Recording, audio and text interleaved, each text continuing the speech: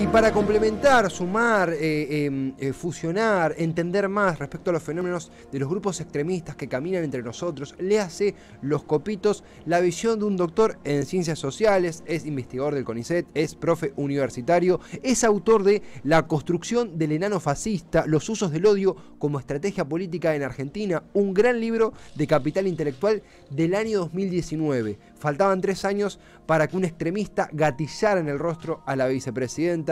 De esto y más hablaremos con quien es doctor en ciencias sociales. Lo presentaba Daniel Feierstein. Hola Daniel, acá Esteban Chacho de Cítrica Radio. Gracias por estar. ¿Cómo estás?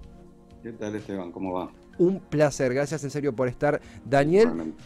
Un poco cómo atravesás a 3 años de la publicación del libro. ¿Cómo atravesás, cómo vivís este fenómeno, este suceso de Los Copitos? ¿Era algo que se podía anticipar? ¿Es algo espontáneo? ¿Cómo te tomó la noticia y cómo te toma ahora 3 meses de lo sucedido?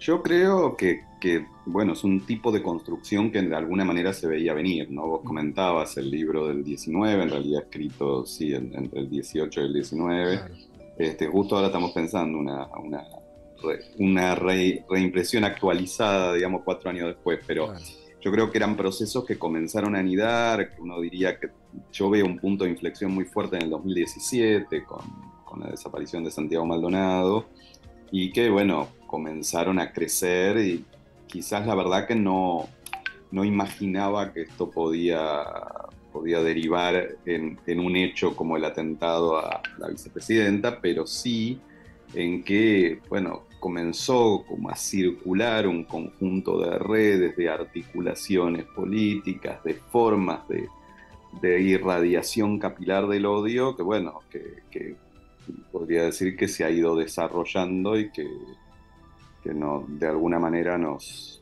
ubica en un momento complejo como el actual, ¿sí? Y que nos requiere pensar, bueno, cómo enfrentar esta forma, ¿no? Y cuáles son un poco lo que trataba de desarrollar en la construcción del enano fascista, ¿no? Cuáles son los motivos que generan un terreno fértil para el avance de esta forma de construcción. Muchas veces de la política se habla de, bueno, una ley contra el discurso de odio, mayor vigilancia, mayor monitoreo. Incluso la propia vicepresidenta dijo que una ley de este tipo no alcanzaría o no es lo que ella busca. ¿Sentís que la política aún no ha encontrado las respuestas necesarias? ¿Sentís que se hizo algo para que esto no vuelva a suceder o no? ¿Cómo ves las respuestas del Estado ante lo sucedido y los debates que acontecieron al respecto? Sí, por eso me parece que la respuesta es más política, ¿sí? En términos de tratar de entender, por un lado, cuáles son las condiciones que generan la aparición de estos grupos y cómo se van articulando y cómo van generando la posibilidad de interpelar a sectores más amplios de población. Por supuesto que puede haber una acción jurídica posible frente a sus responsables y está ocurriendo, pero como estamos viendo, no requiere nueva legislación. Esto es, la transformación de muchas de estas prácticas en delito existen ya en nuestro Código Penal y constituyen delitos, y por lo tanto lo que hace falta es la voluntad de actuar judicialmente con respecto a sus actores. Pero esto sería más una cuestión más de superficie, que claro, es importante realizar, pero que no lidia con el problema más profundo, que es cómo transformar las condiciones que hacen esto viable, y en ese sentido yo veo que se ha avanzado mucho menos, ¿no? Uno podría decir, bueno, puede ser que se desarticulen estos grupos, ojalá la justicia logre avanzar y poder desentrañar los mecanismos tanto de articulación como de financiamiento, pero en la medida en que no haya un espacio político que pueda proponer un proyecto que entusiasme, que resuelva el malestar de grandes mayorías de nuestra población, bueno, no son estos grupos y van a surgir otros. Esto es, está un terreno generado para que ese malestar se exprese en formas de proyección, en formas paranoicas, en teorías conspirativas, y genera una fertilidad muy fuerte para esa instrumentación política del odio.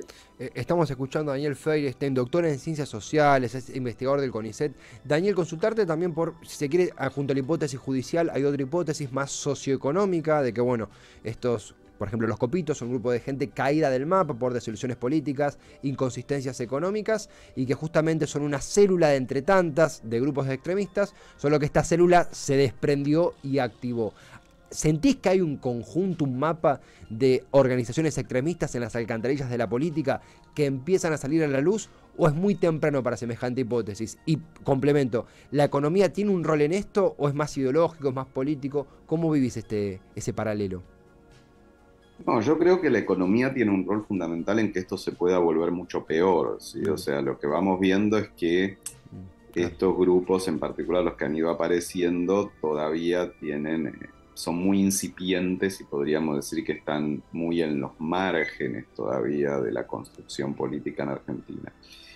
El problema es esto que te decía, que la explicación tanto de lo económico como yo diría, no solo lo económico, sino lo económico social, porque hay Obvio. elementos que son sociales que no son necesariamente solo económicos, pero digo, un conjunto de malestares que te diría tiene que ver fundamentalmente por el deterioro de la situación económica, pero que también está acompañado por la falta de respuesta a problemáticas como la inseguridad, o también está acompañado por una serie de transformaciones que ha generado la destrucción del rol de ciertas relaciones de solidaridad, incluso del rol de la norma como un mediador de la acción social.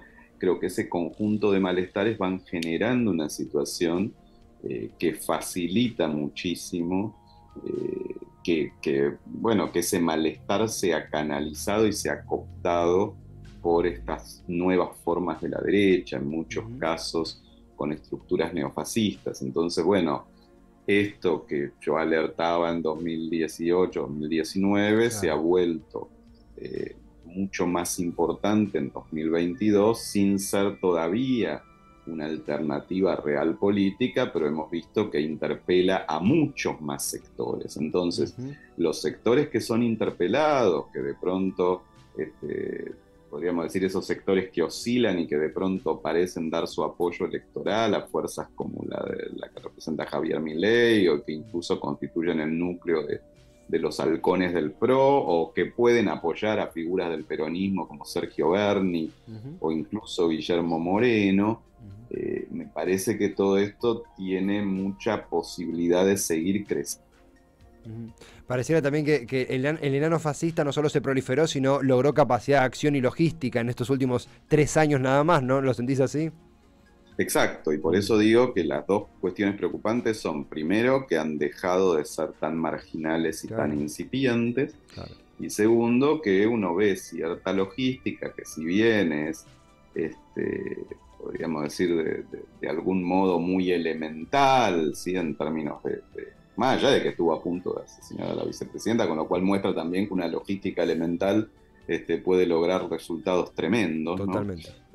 Pero bueno, es posible que se produzcan aprendizajes y que por lo tanto tengamos grupos con mejores formas de organización, con más vinculación con los servicios de inteligencia, con fuerzas de seguridad, o como se está investigando, incluso con el financiamiento de sectores políticos mucho más instalados en la escena política general, como ha aparecido en relación a la Revolución Federal, Claro. con el caso del financiamiento de la familia Caputo, pero digo, todavía hay mucho para investigar en relación al financiamiento de muchos de estos grupos, pero además de la escena que se ve venir, ¿no? Donde esto pareciera que se va volviendo más relevante, incluso te diría con la capacidad de articulación internacional, ¿no? El rol que está teniendo en América Latina Vox, la posibilidad de articulación de grupos en Chile, en Bolivia, en Colombia, en México, en Argentina, en Uruguay, en Brasil. Entonces me parece que, bueno, todo esto va cobrando una dimensión muy superior a la que tenía en 2019, y que me parece que requiere toda nuestra atención en todo su sentido. Es Daniel Feuerstein, doctor en Ciencias Sociales, investigador del CONICET, autor del gran trabajo La construcción del enano fascista. Daniel, la última nomás para cerrar, pero en el otro lado de esta situación, mientras hablamos, la película más vista del año en nuestro país es una película que justamente es protagonizada por El juicio a los genocidas, Argentina 1985. Y debatíamos con algunos amigos en sociales si es posible que esto funcione como anticuerpo para el avance de ese extremismo. ¿Estamos siendo muy optimistas? ¿Puede haber algo? ¿Hay un producto mainstream de este estilo que llega a tantos ojos y a tantos cuerpos? ¿Es aún muy temprano para analizarlo? ¿Cómo sentís este fenómeno? A ver, a mí me dio mucha alegría la aparición de este fenómeno porque efectivamente creo que es un límite de alguna manera al avance, sobre todo de las posturas negacionistas, Ujú. lo que ha generado, ¿no? Lo que ha generado en este lleno de salas, en barrios y lugares donde de pronto no necesariamente ese público que termina aplaudiendo coincidía con muchas de esas miradas, pero recuperó la construcción, sobre todo diría de los años 80 en la Argentina, ¿no? Ahora, Ajá. no sería extremadamente optimista en el sentido que esto, si no se logra trabajar y si no se logra entender por qué la película logró construir algo que no se había logrado construir con otras herramientas en los últimos años, Ujú. puede ser que quede como un episodio que muy rápidamente pase al olvido, si no me parece que una película pueda frenar toda una corriente Claro, de construcción de sentido. Ahora, claro. puede ser una herramienta muy valiosa, creo que lo que ilumina la película, y me parece tan rico, es que nosotros mismos hemos escamoteado de nuestra propia historia y memoria la lucha de los años 80 y 90, digamos. ¿No? Hay como 20 años que quedaron como escindidos de nuestra memoria colectiva. Claro. Y la película pone un pedacito de eso, porque realmente es 1985 y diría, bueno, hubo mucho más en los 80 y después tuvieron todos los 90.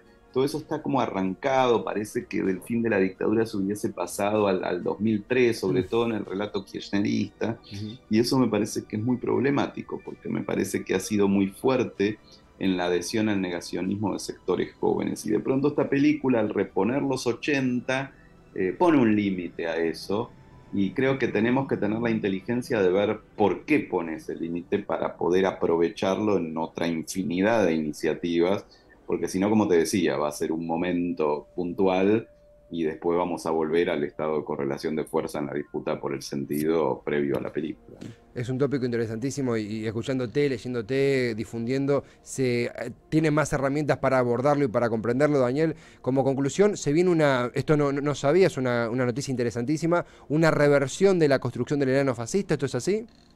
Sí, la verdad que como el libro anduvo muy bien y la editorial consideraba que la verdad que han pasado muchas cosas y muy en la línea que Real, planteaba el libro, real. la idea fue sacar, como justamente se está agotando su segunda edición, en la tercera, digamos su segunda reimpresión, al hacer la tercera, poder aprovechar para inicios del año que viene hacer una edición 4 años después, donde incluir muchos de estos fenómenos en la propia línea de análisis. Así que sí, sería una primicia porque ni lo anunciamos, pero estábamos charlando con la gente de Capital Intelectual y Siglo XXI de poder sacarlo para marzo, abril del año que viene en esta versión que sería 4 años después, ¿no? Gran primicia, estaremos charlando en la presentación y acá en la radio también. Daniel, gracias en serio por el tiempo, buena semana, será hasta la próxima y bueno, felicitaciones por el nuevo proyecto.